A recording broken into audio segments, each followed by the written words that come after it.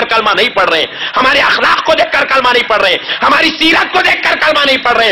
امریکہ میں جتنے مسلمان ہو رہے ہیں ان سے پوچھو تو مسلمان کیوں ہو رہا ہے، وہ جواب دیتا ہے کیونکہ خدا کی قسم جو قانون، جو اصول، جو ضابطہ اسلام نے پیش کیا ہے، وہ ضابطہ، وہ قانون پوری کائنات میں کوئی مذہب نہیں پیش کر سکتا۔ اس لیے اسلام کے اخلاق سے، اسلام کے اصول سے، اسلام کے قانون سے، اسلام کے رویے سے متاثر ہو کر میں مسلمان ہو رہا ہوں۔ اجی وہ غیر تھا، ایمان لا کر مسلمانیت کی حقیقت کو قبول کر رہا ہے، اور ہم الحمدللہ مسلمان ہو کر اسلام کی حقیقتوں کو قبول نہ کرے تو یہ کتنی بری بات ہے۔ اس لیے میرے پیارے بھائیوں، اب ذرا آئیں، میں تھوڑا سا اور قریب آ کر گفتگو کرنے کی سعادت حاصل کرتا ہوں۔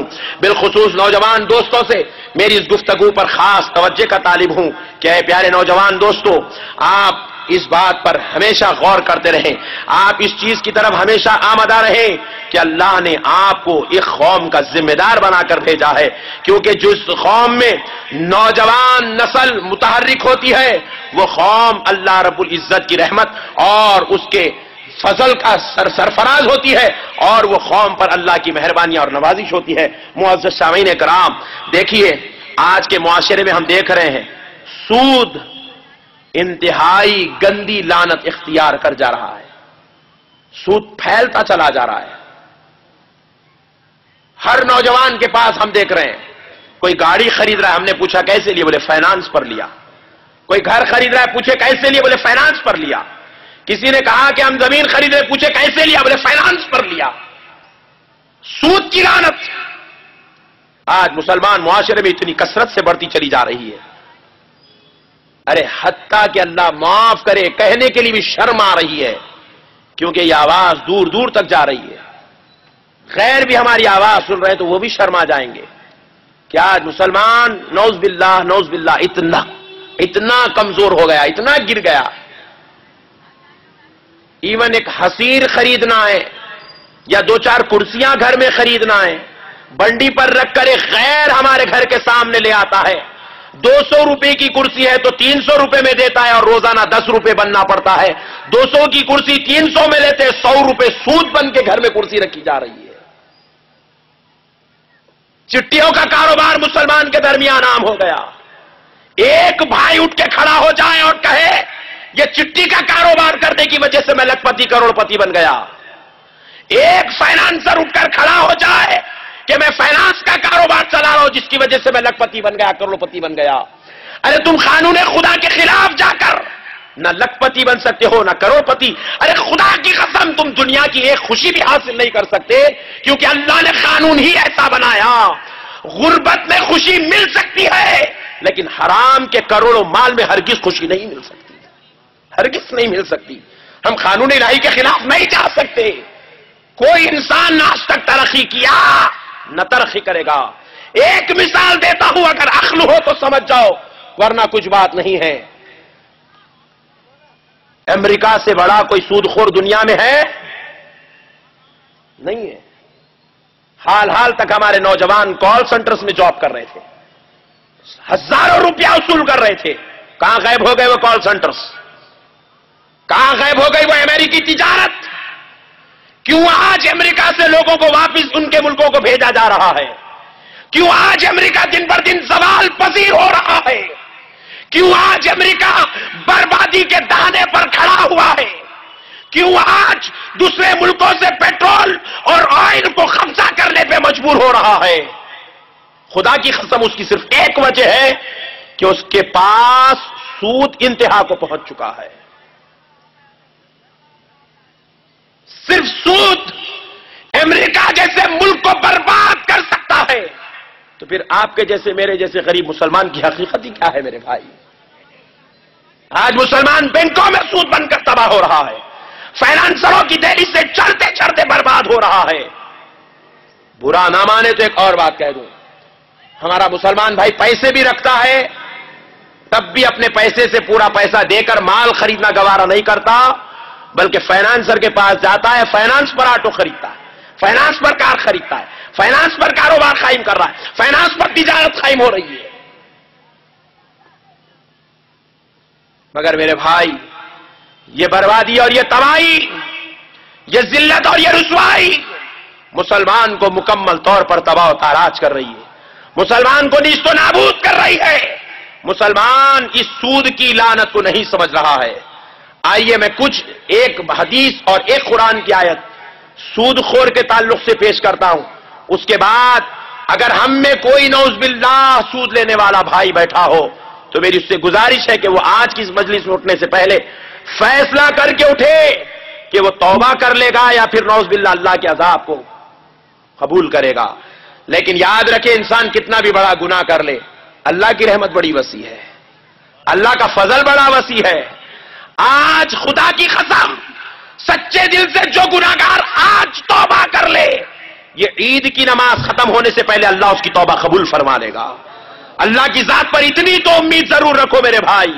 لیکن توبہ اس کا نام نہیں کہ یہاں کلے پیٹ لیا اور نکل گئے، توبہ اس کا نام ہے کہ اس ارادے کا نام توبہ ہے، آج تک یہ گناہ ہو گیا، اب آخری سانس تک یہ گناہ پھر کبھی نہیں کروں گا، اس کا نام توبہ ہے۔ معزز سامعین اکرام،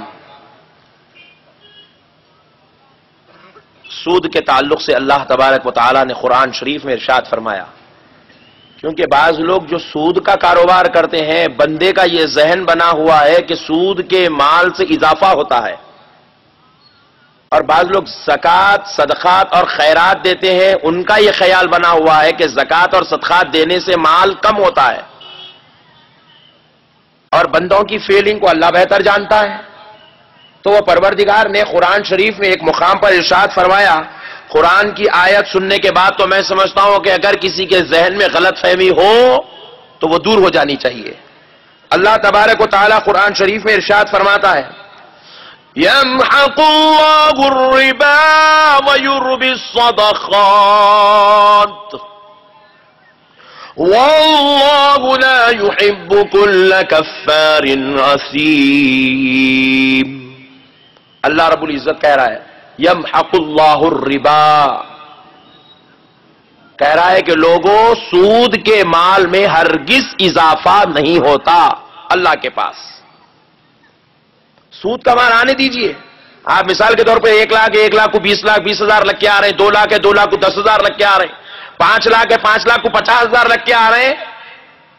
اللہ کہہ رہا ہے ارے خدا قدرت رکھنے والا رب، پیسے بھجانے والا، مال دینے والا، انسانوں کی زندگی سنوارنے اور بنانے اور چلانے والا، کائنات کا نظام سنبھالنے والا رب کہہ رہا ہے میرے بندو سنو، سود کے مال میں ہرگز اضافہ نہیں ہوتا۔ تمہیں دیکھ رہا ہے کہ 5 لاکھ کو 50,000 لگ کے آئے، مگر پیچھے سے کیسا نکالنا ہے وہ رب جانتا ہے، کس کو کہاں لے کے جا کے کام کرنا ہے وہ رب بہتر جانتا ہے، کس کا کیسا کرنا ہے، کس کو کہاں گولی لگانا ہے وہ رب جانتا ہے۔ آج سب سے زیادہ امیر تو چار مینار بینک والا ہونا چاہیے تھا، نہیں؟ بات دور دور سے کر رہا ہوں، سمجھ میں آ گئی تو بس ہے، جو سمجھ گیا گڈ، نہیں سمجھا ویری گڈ۔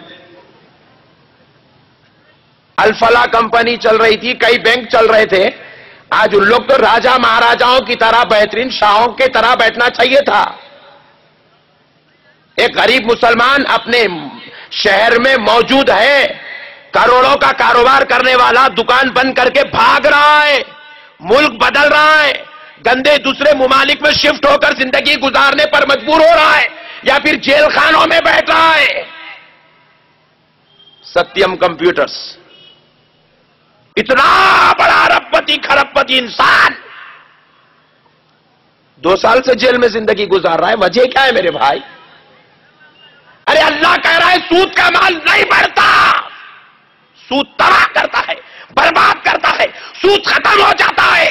اللہ کہہ رہا ہے بندو اگر کوئی مال بڑھتا ہے وَيُرْبِي الصَّدَقَاتِ، تم کسی فقیر کو 2 روپے دے کے دیکھو تمہارے مال میں برکت ہو جاتی ہے، تم زکات نکال کے دیکھو مال میں برکت ہوتی ہے، صدقہ خیرات کر کے دیکھو برکت ہوتی ہے، تم غریبوں کی شادیوں میں مدد کر کے دیکھو برکت ہوتی ہے، بیماروں کا علاج کرا کے دیکھو مدد ہوتی ہے، مسجدیں بنا کے دیکھو مدد ہوتی ہے، مدرسے چلا کے دیکھو اللہ کی مدد آتی ہے۔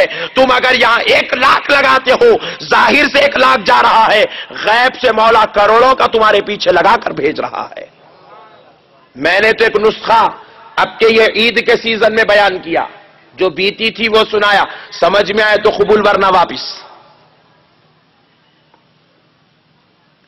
دنیا کے سارے علماء کہتے ہیں غریب پر قربانی واجب نہیں ہے، جو صاحب نصاب نہیں ہے اس پہ قربانی واجب نہیں ہے۔ شریعت بھی یہی ہے، اصول بھی یہی ہے، قانون بھی یہی ہے کہ اس غریب پر قربانی واجب نہیں ہے۔ لیکن میرا عقیدہ ہے جو غریب ہے خدا کی قسم وہ قربانی دے کے تو دیکھے، آئندہ سال تک اس کی غربت ختم ہو جائے گی۔ یہ اللہ کا قانون ہے۔ اللہ کہتا ہے میرے بندے کے پاس استطاعت نہیں تھی، میرا بندہ موقف میں نہیں تھا، میرا بندہ صاحب نصاب نہیں تھا، لیکن میرے ابراہیم کی سنت کو ادا کرنے، میری بندگی کو پورا کرنے کے لیے میرے بندے نے غربت کے بعد بھی اپنے بچوں کو غربت میں رکھتا ہوا، اپنی بیوی کو غربت میں رکھتا ہوا، میری رضا کی خاطر میرے بندے نے قربانی دی ہے۔ مولا کہتا ہے فرشتوں پھر قربانی آنے سے پہلے اس کی غربت ختم ہو جانی چاہیے، اس کو اسباب بنا کر دے دو، اس کو ذریعہ بنا کر دے دو، اس کو ماحول بنا کر دے دو تاکہ اس کی غربت ختم ہو جائے اور اس کا شمار قربانی دینے والے صاحب نصاب اور استطاعت لوگوں میں گنا جائے۔ سود کا مال تباہ ہوتا ہے اور سود کا کاروبار نہیں پنپتا، سود کی تجارت نہیں پنپتی۔ آپ اگر فائدہ اٹھا لے تو اٹھا لے، آپ کی اولاد نہیں اٹھا سکتی۔ میرے پیارے بزرگوں اور دوستوں، اللہ رب العزت قرآن شریف میں کہہ رہا ہے سود کا مال نہیں بڑھتا، صدقات کا مال بڑھتا ہے۔ پھر آپ آگے دیکھیے اللہ رب العزت ایک دوسری آیت میں کیا ارشاد فرماتا ہے، بڑی جامع آیت ہے، خدا کی قسم غور کیجئے گا، اگر سمجھ میں آئے بات تو لے جائیے گا پھولوں میں رکھ کر۔